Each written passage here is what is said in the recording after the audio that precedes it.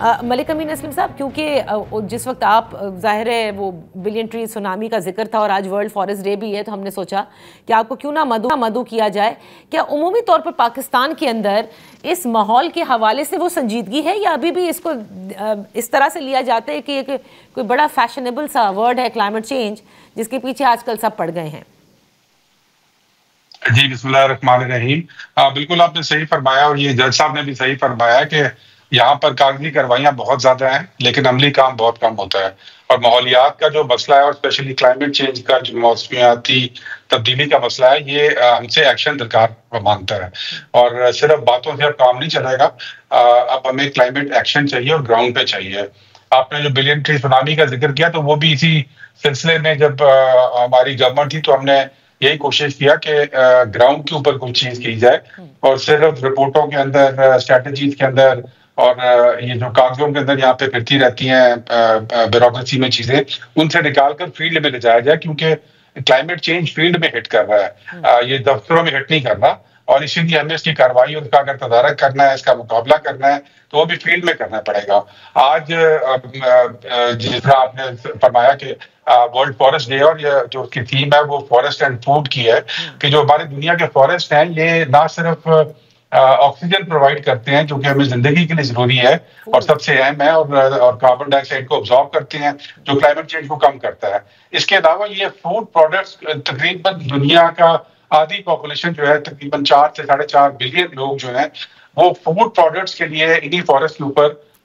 Depend करते हैं। तो इसलिए ये फॉरेस्ट मल्टी डायमेंशनल के फायदे हैं।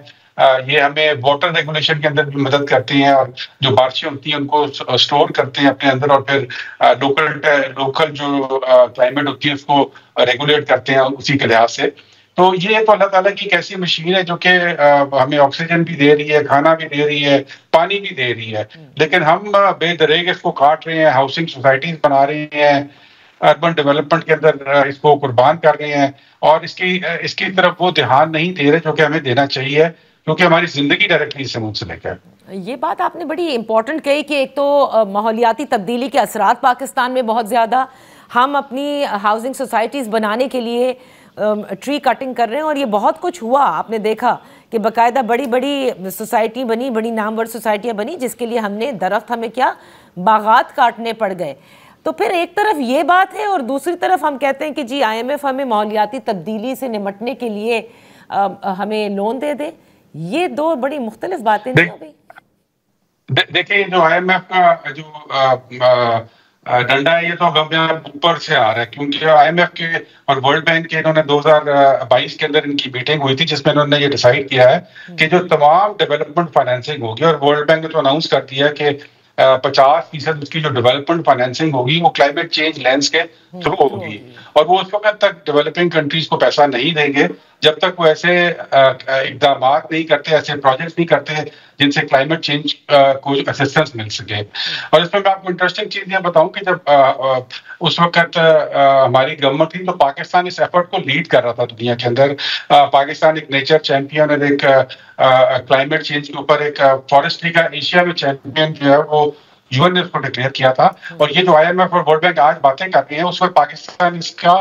पायलट कंट्री बनने जा रहा था, लेकिन अनफॉर्चुनेटली जब वो गवर्नमेंट खत्म हुई तो उसके बाद वो फोकस नहीं रखा गया जो कि हमें रखना चाहिए था, क्योंकि हमारे पास बेस थी। हमने एक ऐसा प्रोजेक्ट किया था दुनिया में जो कि यूनिक था और जो दुनिया जिसको फॉलो कर रही थी, और वो जो बिलियन ट्री किया और फिर 10 बिलियन ट्री किया, उसके बाद तकरीबन दुनिया के 15 ममालिक हैं जिन्होंने बिलियन ट्री के नाम से अपनी अपनी फॉरेस्ट्री स्कीम स्टार्ट की। तो हमने अनफॉर्चुनेटली वो जो एक मोमेंटम था उसको ब्रेक कर दिया। और आप हमें वही चीज जो हम बाय चॉइस कर रहे थे, आप हमें बाय कंपल्शन IMF के थ्रू करनी पड़ी है। लेकिन